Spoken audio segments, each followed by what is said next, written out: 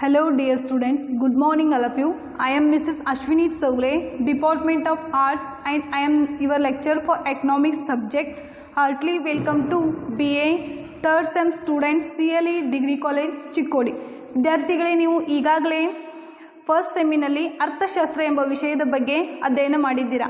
ಈಗ ಥರ್ಡ್ ಸೆಮ್ಮಿನಲ್ಲಿ ನಿಮಗೆ monetary economics ಹಣಕಾಸಿನ ಅರ್ಥಶಾಸ್ತ್ರದ ಬಗ್ಗೆ ಅಧ್ಯಯನ ಮಾಡ್ತೀರಾ. ಈ ಹಣಕಾಸಿನ ಅರ್ಥಶಾಸ್ತ್ರದಲ್ಲಿ ನಿಮಗೆ ಫಸ್ಟ್ ಯೂನಿಟ್ ಯಾವ ಬರ್ತಿತ್ತಪ್ಪ ಅಂದ್ರೆ ಮನಿ ಅಂತಂದರೆ ಹಣ, meaning and functions of money ಅಂತಂದರೆ ಹಣದ ಅರ್ಥ ಮತ್ತು ಕಾರ್ಯಗಳನ್ನು ಅಧ್ಯಯನ ಮಾಡ್ತೀರಾ. Second one supply of money, ಹಣದ ಪೂರೈಕೆಯ ಬಗ್ಗೆ ಅಧ್ಯಯನ ಮಾಡ್ತೀರಾ. ಹಣದ ಪೂರೈಕೆ ಅಂತಂದರೆ ಏನು, ಅದರ ಟೈಪ್ಸ್ ಬರುತ್ತೆ. ಅದರಲ್ಲಿ ಫಸ್ಟ್ ಒನ್ನ M1, M2, M3 ಅಂತೇಳಿ ಸ್ಟಡಿ ಮಾಡ್ತೀರಾ. ನೆಕ್ಸ್ಟ್ ಮನಿ ಆ್ಯಂಡ್ ನೇರ್ ಮನಿ ಅಂದರೆ ಹಣ ಮತ್ತು ಸಾಮೀಪ್ಯ ಹಣದ ಬಗ್ಗೆ ಅಧ್ಯಯನ ಮಾಡ್ತೀರಾ. ನೆಕ್ಸ್ಟ್ ಪೇಪರ್ ಸ್ಟ್ಯಾಂಡರ್ಡ್ ಮನಿ ಅಂತಂದ್ರೆ ಕಾಗದ ಹಣದ ಪರಿಮಿತಿಯ ಬಗ್ಗೆ ಅಧ್ಯಯನ ಮಾಡ್ತೀರಾ. ಅದರ ಮೆರಿಟ್ಸ್ ಆ್ಯಂಡ್ ಮೆರಿಟ್ಸ್ ಅಂದರೆ ಗುಣಗಳು ಮತ್ತು ಡಿಮೆರಿಟ್ಸ್ ಅಂದರೆ ಅವಗುಣಗಳ ಬಗ್ಗೆ ಸ್ಟಡಿ ಮಾಡ್ತೀರಾ. ಇದಿಷ್ಟು ಪಾಯಿಂಟ್ಸ್ ನಿಮ್ಮ ಫಸ್ಟ್ ಯೂನಿಟ್ನಲ್ಲಿ ಸ್ಟಡಿ ಮಾಡ್ತೀರಾ. Next unit second unit value of money, ಹಣದ ಮೌಲ್ಯ. ಅದರಲ್ಲಿ first point measurement of value of money, ಹಣದ ಮೌಲ್ಯದ ಅಳತೆಯ ಬಗ್ಗೆ ಅಧ್ಯಯನ ಮಾಡ್ತೀರಾ. ಅದರಲ್ಲಿ first consumer price index number ಅಂದ್ರೆ ಅನುಭೋಗಿಯ ಬೆಲೆಯ ಸೂಚಕ ಸಂಖ್ಯೆ. Next simple and weighted index number, ಸರಳ ಮತ್ತು ತೂಕದಾಯಕ ಸೂಚಕ ಸಂಖ್ಯೆಯ ಬಗ್ಗೆ ಅಧ್ಯಯನ ಮಾಡ್ತೀರಾ.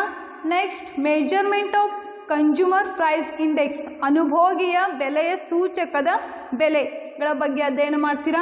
Next theories of value of ಮನಿ ಅಂದ್ರೆ ಹಣದ ಮೌಲ್ಯದ ಸಿದ್ಧಾಂತಗಳ ಬಗ್ಗೆ ಅಧ್ಯಯನ ಮಾಡ್ತೀರಾ. ಅದರಲ್ಲಿ first one cash transaction approach ಅಂದರೆ ನಗದು ವ್ಯವಹಾರ ದೃಷ್ಟಿಕೋನ ಸಿದ್ಧಾಂತ. ಸೆಕೆಂಡ್ ಕ್ಯಾಶ್ ಬ್ಯಾಲೆನ್ಸ್ ಅಪ್ರೋಚ್ ಅಂತಂದರೆ ನಗದು ವ್ಯವಹಾರಿಕ ಅಥವಾ ಅಭಿಲಾಷೆಯ ಸಿದ್ಧಾಂತ ಅಂತೇಳಿ ಸ್ಟಡಿ ಮಾಡ್ತೀರಾ. ಇದಿಷ್ಟು ನಿಮ್ಮ ಸೆಕೆಂಡ್ ಯೂನಿಟ್ನಲ್ಲಿ ಅಧ್ಯಯನ ಮಾಡ್ತೀರಾ. ನೆಕ್ಸ್ಟ್ ಯೂನಿಟ್ ಥರ್ಡ್ ಯೂನಿಟ್ ಯಾವುದಂದ್ರೆ inflection and deflection. Inflection means ಅತಿ ಪ್ರಸರಣ, ಡಿಫ್ಲೆಕ್ಷನ್ ಮೀನ್ಸ್ ಅನಪ್ರಸರಣ. ಫಸ್ಟ್ ಒನ್ನ inflection meaning, types, causes, effects ಮತ್ತು ಕಂಟ್ರೋಲ್ ಆಫ್ ಇನ್ಫ್ಲೆಕ್ಷನ್ ಅಂತಂದ್ರೆ ಅತಿ ಪ್ರಸರಣದ ಅರ್ಥ.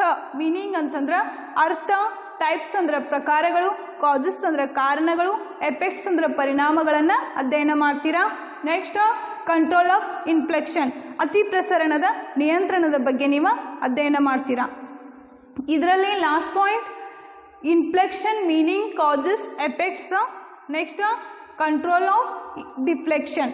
ಈ ಡಿಫ್ಲೆಕ್ಷನ್ ಅಂತಂದರೆ ಏನು, ಅನಪ್ರಸರಣದ ಅರ್ಥ, ಕಾಸಸ್ ಅಂದರೆ ಕಾರಣಗಳು, ಎಫೆಕ್ಟ್ಸ್ ಅಂದರೆ ಪರಿಣಾಮಗಳು ಮತ್ತು ಕಂಟ್ರೋಲ್ ಆಫ್ ಡಿಫ್ಲೆಕ್ಷನ್ ಅನಪ್ರಸರಣವನ್ನು ಯಾವ ರೀತಿ ನಾವು ನಿಯಂತ್ರಣ ಮಾಡ್ತೀವಿ ಅನ್ನೋದನ್ನು ನಾವು ಥರ್ಡ್ ಯೂನಿಟ್ನಲ್ಲಿ ಸ್ಟಡಿ ಮಾಡ್ತೀವಿ.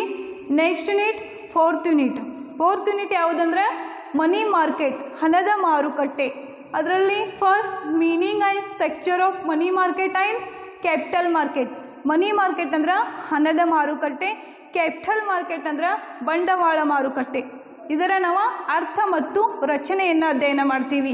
ಬಂಡವಾಳ ಮಾರುಕಟ್ಟೆ ಮತ್ತು ಹಣದ ಮಾರುಕಟ್ಟೆಯ ಅರ್ಥ ಮತ್ತು ರಚನೆಯನ್ನು ಮೊದಲನೇದಾಗಿ ಅಧ್ಯಯನ ಮಾಡ್ತೀವಿ.